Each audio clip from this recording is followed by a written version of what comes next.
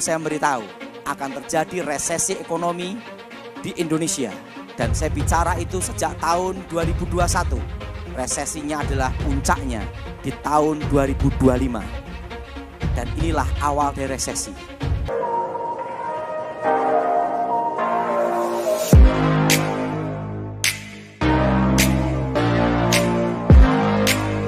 Shalom sahabat John Pregado, senang sekali bisa bertemu kembali dengan sahabat di channel ini. Terima kasih sahabat sudah setia mengikuti channel ini sampai hari ini. Saya berdoa kepada Tuhan, kiranya Tuhanlah yang membalas dan memberkati kita semua. Sahabat, apabila diberkati melalui video-video kami, marilah dengan murah hati share video ini kepada teman-teman yang lain agar mereka juga diberkati seperti kita. Hari ini kita akan dilayani oleh hambanya, oleh anaknya yang luar biasa, pasti akan memberkati kita. Oleh sebab itu, mari kita dengarkan pesan dan persiapkan alat tulis dan kelengkapan lainnya untuk sama-sama mendengarkan pesan penting yang akan dibagikan buat kita. Sebelum kita lanjut, jangan lupa sahabat untuk menekan subscribe dan juga berikan like dan juga share video ini. Terima kasih, mari kita berdoa. Bapak yang baik, kami menyiapkan hati, pikiran kami untuk sama-sama mendengarkan pesan yang penting ini.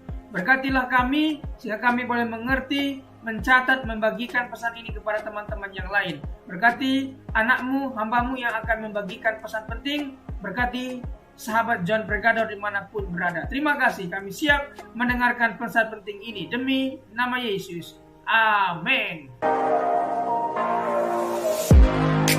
Saya memberitahu akan terjadi resesi ekonomi di Indonesia. Dan saya bicara itu sejak tahun 2021. Resesinya adalah puncaknya di tahun 2025. Dan inilah awal dari resesi. Ingat saudara, resesi ekonomi hanya akan terasa berat pada waktu di Jakarta. Jadi intinya satu, dari tahun lalu saya berkata semua harus berkebun. Masih ingat? Yang masih ingat angkat tangan semua. Nah, sudah waktunya semua berkebun. Karena akan terjadi resesi ketahanan pangan. Resesi pangan itu akan terjadi 5 tahun lagi. Jadi semua harus disiapkan semuanya. Dan perlu tahu, ini penting untuk saudara, yaitu puncaknya di tahun 2035. Tahun berapa saudara? Cina menguasai ekonomi seluruh Indonesia. Yang tidak bisa dikuasai Cina, ingat salah satunya apa? Palangkaraya. Kenapa? Karena ada hukum adat dan pembatasan hak kepemilikan tanah. Ini membuat Palangkaraya aman di tahun 2035. Dan ingat, bisnis apa yang tetap bertahan? Pertama adalah pertanian perkebunan. Jadi sekarang generasi sekarang, ini pesan penting untuk saudara. Untuk menghadapi tahun 2035, bisnis yang akan bertahan seterusnya adalah perkebunan pertanian. Jadi saudara semua harus bercocok tanam, kembangkan ketahanan pangan. Siapa yang setuju angkat tangan. Dan saudara tahu, tahun ini dikatakan generasi Z, betul? Tahun depan adalah generasi Alpha, awal. Semua dimulai dari nol lagi. Nanti generasi berikutnya, generasi saat ini, dan generasi ke depan, tahun depan, hanya mengharapkan 4. Warisan, hibah, wasiat, dan dimodali orang tua. Ngomong sama sebelahnya, anak-anaknya, ingat itu. Jadi ingat, kenapa? Karena perpajakan akan diperketat. Lulus sekolah, punya uang 2 miliar, ditanya, kamu kerja apa? Penghasilan dari mana? SPT-mu apa? Aliran dana dari mana? Itu yang dicek semua. Mulai tahun depan. Maka saya beritahu, tahun depan adalah apa? Generasi Alpha. Apa saudara? Siapa yang setuju angkat tangan saudara? Memulai dari nol.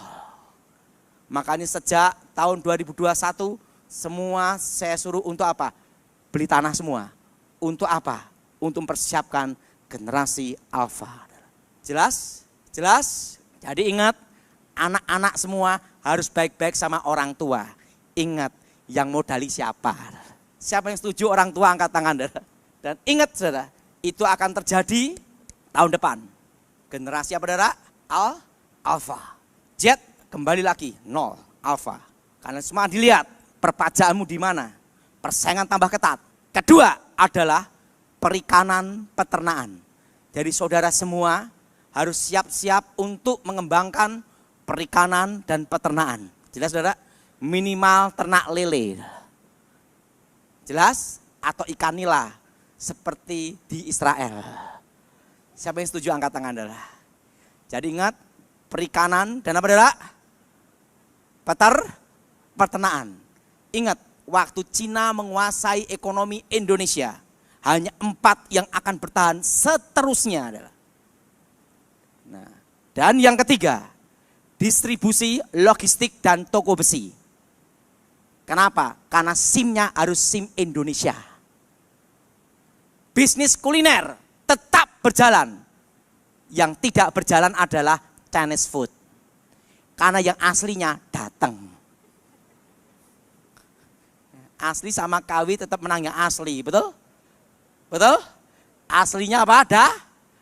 Datang. Jelas saudara? Jadi ingat, semua yang bisnis Chinese food harus siap-siap untuk masakan Nusantara. Jelas? Karena nanti di 2035, koki-kokinya dari Cina akan datang semua. Ingat, toko besi kenapa aman? Karena materialnya di gunung dan di dalam negara Indonesia. Nah, dan yang keempat, tanah properti. Karena pembatasan hak kepemilikan asing.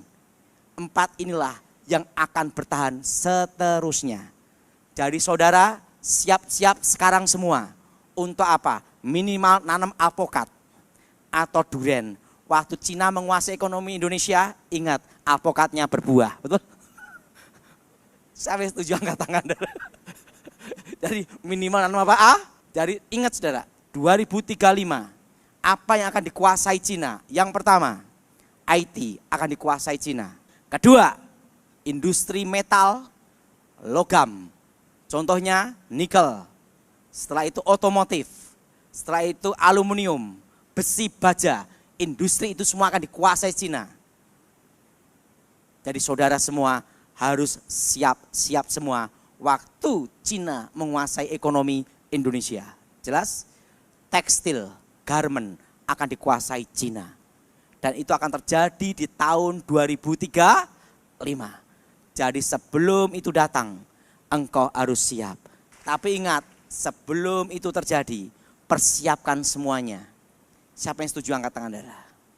Jadi semua sudah apa? Ketahanan pangan berkebun semua. Saudara tahun depan tidak usah ke Jakarta. Karena Jakarta resesi saudara. Terasa berat saudara. Pak, akan terjadi tidak kerusuhan 98? Tidak. Dan ingat, kondisi negara kita tidak akan terjadi kayak 98. Kenapa? Karena BI independen. Beda dengan tahun 98. BI dikontrol oleh pemerintah, oleh presiden. Sekarang udah beda. Lebih independen yaitu apa? Ada OJK, ada LPSK, dan semua tertata dengan baik. Jadi ingat saudara, Indonesia aman. Tapi ingat tahun depan perpajakan diperketat. Sehingga mulailah generasi alfa. Ingat saudara, Z balik ke apa? Alfa. Tahun depan resesi ekonomi. Saya sudah pernah bicara supaya semua nyimpen emas. Masih ingat? Tinggi-tinggi. Ingat, berapa tahun lagi emas akan naik 2 juta per gram. Nanti yang menikah tidak pakai cincin emas, tapi cincin aluminium. Berapa tahun lagi emas akan naik 2 juta per gram. Karena apa? Inflasi. Dan saya pernah bicara di tahun 2021. Supaya semua nyimpen emas dan US dollar. Dan ingat, emas, waktu itu saya khotbah juga, memberitahu di media sosial, dalam waktu dekat, itu saya ngomong di tahun 2023, emas akan tembus 1,5 juta. Sekarang sudah dekat, betul? Betul? Itu menunjukkan apa? Inflasi. Jelas? Tapi ingat, yang penting untuk menghadapi inflasi itu, ketahanan pangan. Semua harus berkebun. Sehingga kemarin berapa bulan yang lalu di Kementerian Pertahanan saya bicara sama kawan saya untuk disampaikan ke presiden yang akan dilantik supaya swasembada jagung untuk seluruh Indonesia adalah karena untuk menghadapi ketahanan pangan. Jadi ingat saudara, saya percaya saudara memelihara, pasti Tuhan pelihara saudara, dan peliharalah dengan baik petunjuk ini, yaitu apa? Berkebun, beternak. Siapa yang setuju angkat tangan saudara? Karena itu akan terjadi 5 tahun lagi. Dan ingat 5 tahun ke depan, ikutin saya semua, 5 tahun ke depan, ikutin saya semua, 5 tahun ke depan, kita semua akan kembali ke manual, yaitu ke offline semua. Kenapa? Ada titik jenuh di online. Misalnya pesan sepatu sepasang, dikirim kanan semua. Nah, ingat akan kembali nanti ruko-ruko, restoran-restoran, mall semua, kembali ke manual semua. Itu 5 tahun ke depan. Ada namanya titik jenuh. Jelas? Titik apa saudara? Kembali ke semula lagi. Dan ingat saudara, saudara harus persiapkan untuk generasi alfa ini. Yaitu apa? Ketahanan pangan. Saudara yang punya tanah-tanah di kampung-kampung, ditanemin semua adalah. Karena apa? Karena itulah yang akan bertahan seterusnya. Jelas? Jelas? Durian, apokat, semua tanaman keras yang jangka panjang, tanam semua, nangka tanam semua adalah. Karena nanti dunia mengalami krisis apa? Pangan 5 tahun lagi adalah. Nah, jadi ini pesan ini saya sampaikan saudara supaya saudara siap-siap waktu badai datang. Seperti waktu corona, waktu itu tahun 2019, saya sudah berkhotbah bahwa terjadi badai ekonomi di tahun 2020. Orang tidak percaya adalah. Begitu terjadi badai ekonomi berhenti gara-gara apa? Corona, betul? Nah, sekarang saya nyampaikan pesan untuk saudara-saudara semua untuk siap-siap 5 tahun ke depan dan tahun 2035. Saya hanya menyampaikan pesan terakhir itu. Pak, setelah 2035 gimana? Belum dapat petunjuk selanjutnya adalah. Nah, ada yang tanya sama saya, Pak, nanti presidennya 2029 siapa? Dalam waktu dekat sebelum pemilihan sudah saya kasih tahu semua. Tapi yang jelas satu, sekarang apa? Bertahan. Dan pesan saya juga katakan apa? Jangan utang bank. Masih ingat? Ya masih ingat angkat tangan saudara. Karena kondisi ekonomi seperti ini sampai tahun 2026. Jelas? Bertahan. Apa saudara? Nah, ekonomi akan bergerak seluruh Indonesia itu tahun 2027. Jadi saudara betul-betul bertahan di sini. Nah, itu petunjuk yang saya sampaikan untuk saudara semua supaya siap menghadapi sebelum datang akan terjadi.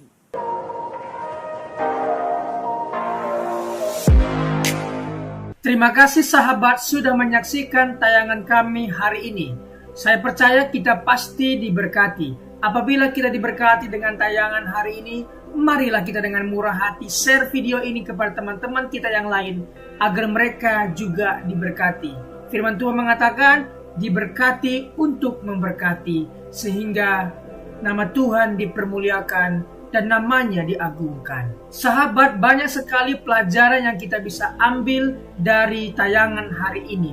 Marilah catat poin-poin yang telah disampaikan, kita simpan dalam hati dan kita aplikasikan dalam kehidupan sehari-hari. Setiap kita pasti akan bertemu di yang namanya masalah. Kita tidak perlu undang masalah, tetapi dia sendiri akan menghampiri kita dengan maksud menguji iman kita, apakah kita tahan uji dan tetap mengandalkan Tuhan atau tidak. Tetapi apabila kita menang atas masalah itu, maka kita juga akan mendapat pujian dari Sang Pencipta. Karena kita tahan uji dan terus mengandalkan Tuhan, tidak hanya dapat pujian, dapat mahkota juga. Mahkota abadi karena kita setia dan tetap kuat dalam Tuhan.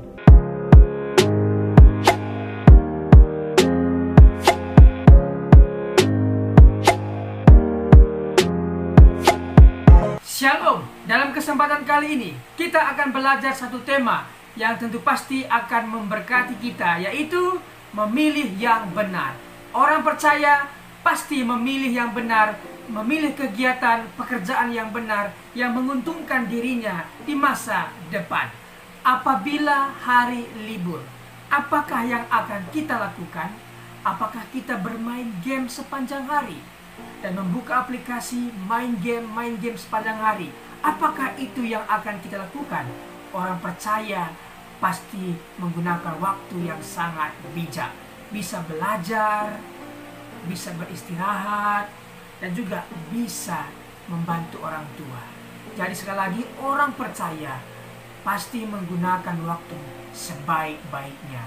Dia belajar, dia juga beristirahat, dan dia juga membantu orang tua, membantu orang-orang di sekitarnya. Sekali lagi, orang percaya pasti memilih yang benar. Ingat, 3B.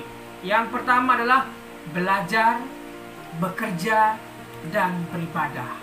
Ingat hal ini, ingatlah selalu belajar, ingatlah selalu bekerja, dan beribadah kepada Tuhan kita, Yesus Kristus. Sekali lagi kita akan belajar tentang tema memilih yang benar. Kita belajar dari tokoh satu Perjanjian Lama, satunya Perjanjian Baru. Kita mulai saja belajar dari tokoh Perjanjian Lama, yaitu Nuh. Kita akan belajar dari seorang tokoh yang bernama Nuh. Hal-hal apa yang akan kita pelajari? Mari kita dalami. Kejadian 6 sampai 10. Tetapi kita fokus di Kejadian 6 ayat 5 sampai 8. Mari kita baca firman Tuhan. Ketika dilihat Tuhan bahwa kejahatan manusia besar di bumi dan bahwa segala kecenderungan hatinya selalu membuahkan kejahatan semata-mata, maka menyesallah Tuhan bahwa ia telah menjadikan manusia di bumi dan hal itu memilukan hatinya. Berfirmanlah Tuhan, aku akan menghapuskan manusia yang telah kuciptakan itu dari muka bumi, baik manusia maupun hewan dan binatang-binatang melata dan burung-burung di udara, sebab aku menyesal bahwa aku telah menjadikan mereka. Tetapi Nuh mendapat kasih karunia di mata Tuhan. Mari kita pelan-pelan mempelajari ayat ini. Pertama, ketika dilihat Tuhan dari sorga, Tuhan melihat ke bumi dan dia melihat dan mendapati kejahatan manusia besar di bumi, dan bahwa segala kecenderungan hati manusia selalu membuahkan kejahatan semata-mata. Di sini kita tahu bahwa alasan Tuhan marah itu karena ulah manusia. Kita lihat ulah manusia ini mengakibatkan hal apa saja. Pertama, Tuhan menyesal ya karena ulah manusia itu, sehingga lingkungan sekitar, yaitu hewan, binatang-binatang juga mendapat hukuman dari Tuhan. Jadi dari ayat ini kita bisa tahu bahwa Tuhan menyesal karena ulah manusia, dan dampak dari itu hewan-hewan pun mendapat resiko, mendapat konsekuensinya dari perbuatan manusia. Ketika kita membuang sampah sembarangan, apa yang terjadi? Tentunya pencemaran air. Binatang yang hidup di air tercemar, dan hewan-hewan atau binatang yang hidup di air bisa mati karena ulah manusia membuang sampah sembarangan. Jadi marilah kita menjaga lingkungan kita sebaik-baik mungkin. Baca ayat 7 ya. Berfirmanlah Tuhan, aku akan menghapuskan manusia yang telah kuciptakan itu dari muka bumi, baik manusia maupun hewan, dan binatang-binatang melata, dan burung-burung di udara, sebab aku menyesal bahwa aku telah menjadikan mereka. Tuhan menyesal karena manusia, karena itu hewan pun kena dampaknya. Tetapi Nuh mendapat kasih karunia. Mengapa Nuh mendapat kasih karunia? Mari kita dalami. Siapa Nuh? Nuh adalah orang yang benar di mata Tuhan. Ingat, orang benar belum tentu benar di mata Tuhan. Tetapi orang yang dibenarkan Tuhan, yang sudah diampuni Tuhan, dimaafkan Tuhan, dihapuskan Tuhan dosanya, dibenarkan oleh Tuhan karena dia percaya, karena saya percaya kepada Tuhan dan kemudian saya dibenarkan, maka orang benar ini mestinya melakukan hal-hal yang benar yang menyenangkan hati Tuhan. Seperti Nuh. Nuh benar di mata Tuhan dan dia mendapat kasih karunia, dan dia dibebaskan dari malapetaka kedahsyatan air bah. Oke, kita belajar lebih dalam lagi. Tidak mau terpengaruh oleh pikiran, perkataan, dan perbuatannya. Artinya Nuh tidak mau terpengaruh pikirannya dengan pikiran-pikiran dunia, perkataan-perkataan dunia, perbuatan-perbuatan dunia yang tidak memberikan contoh. Dia tidak mau mencemari pikirannya, perkataannya, dan perbuatannya. Kita tahu bahwa sebuah kapal tidak akan tenggelam dengan air yang di sekitarnya.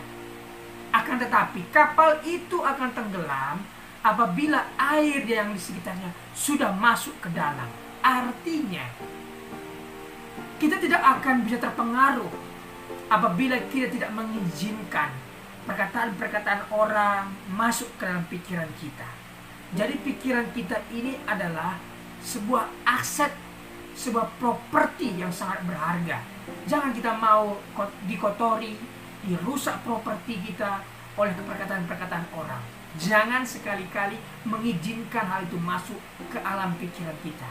Tetapi mari kita pikirkan yang ada di atas, yang di sorga, yang indah, yang mulia. Itulah yang dilakukan oleh Nuh, sehingga Nuh berkenan di mata Tuhan. Senantiasa hidup bergaul dan beriman kepada Allah. Orang yang sudah dibenarkan oleh Tuhan, maka senantiasa dia bergaul dan beriman kepada Tuhan. Apa yang dia lakukan, yang ada di Alkitab yang benar, perkara-perkara yang baik, itulah yang kita lakukan. Memang dalam Alkitab banyak sekali peristiwa, banyak sekali kejadian dituliskan untuk satu hal, informasi, satu hal lagi, pengajaran. Jangan kita menjadikan informasi itu dari pengajaran, tetapi carilah pengajaran yang menguatkan kita.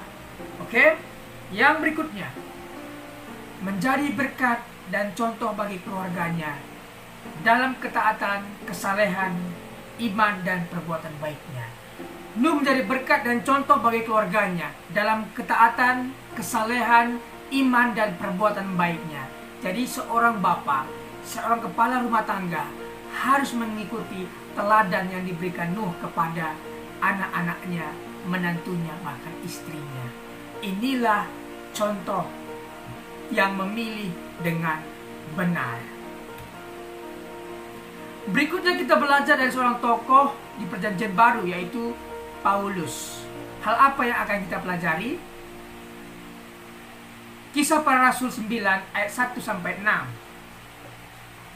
Kita akan membaca dalam Kisah Para Rasul 9 ayat 1-2.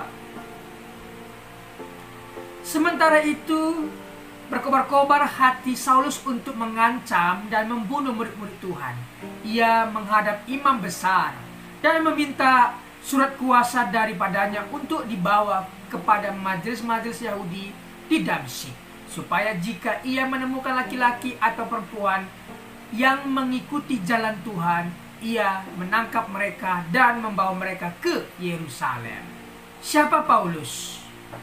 Paulus memiliki doktrin yang begitu keras. Ajarannya menyakiti orang lain adalah salah. Tapi Paulus merasa benar. Ketika dia menyakiti orang lain, ketika dia menangkap pengikut Tuhan dan menjebloskan ke penjara, menganiaya, dia merasa benar akan hal itu. Tetapi sekali lagi, ajaran yang menyakiti orang lain adalah salah. Tuhan tidak pernah mengajarkan, bahkan agama-agama di dunia tidak pernah mengajarkan menyakiti orang lain adalah benar. Tidak, tetapi menyakiti orang lain adalah ajaran yang salah. Orang yang bertemu dengan kebenaran, Yesus, pasti melakukan dan memilih yang benar. Kita lihat, Saulus yang begitu bengis, begitu keras, begitu kejam, ketika bertemu dengan Tuhan Yesus, dia menjadi lunak, dia menjadi bertobat, dan dia menjadi orang yang memilih yang benar. Sekali lagi, orang yang telah bertemu dengan Tuhan Yesus pasti berubah. Jadi sahabat, apabila sahabat punya nenek, kakek, bapak, ibu, apapun itu, bawa mereka dalam doamu, doakan mereka. Ketika mereka bertemu dengan Tuhan, maka mereka akan berubah. Jadi sekali lagi, orang sekeras apapun, sebejat apapun, sebengis apapun, ketika dia bertemu dengan Tuhan, pasti lunak dan mengalami perubahan yang luar biasa. Contohnya adalah Paulus ini. Paulus memilih untuk menjadi pelayan Tuhan. Ketika dia bertemu dengan Tuhan, dia dibutakan dan dia di sana bertobat, berpuasa, kemudian dipulihkan, disembuhkan butanya, dan akhirnya dia memilih menjadi pelayan Tuhan. Memang Tuhan telah memilih dia dan menyiapkan dia menjadi penginjil luar biasa. Paulus menjadi penginjil yang luar biasa. Dari 27 kitab perjanjian baru, 13 diantaranya Pauluslah yang menulis atas ilham yang Tuhan berikan kepadanya. Jadi sahabat, orang yang telah dipilih Tuhan pasti memilih yang benar. Orang yang dibenarkan Tuhan pasti melakukan hal-hal yang benar yang tentunya menyenangkan hati Tuhan. Terima kasih sudah mengikuti pengajaran hari ini. Hari ini kita belajar dari seorang tokoh bernama Nuh dan juga Paulus. Terima kasih. Apabila ada komentar, pendapat yang berbeda dengan apa yang saya sampaikan, boleh tinggalkan komentar di bawah video ini. Terima kasih, Tuhan Yesus memberkati. Mari kita berdoa. Bapa, terima kasih buat kebenaran firman Tuhan, kesaksian hidup bersama Tuhan yang telah dibagikan. Sungguh kami diberkati. Berkatilah para pembicara hari ini. Berkati pendengar setia John Pregador. Terima kasih Tuhan. Demi nama Tuhan Yesus. Amin.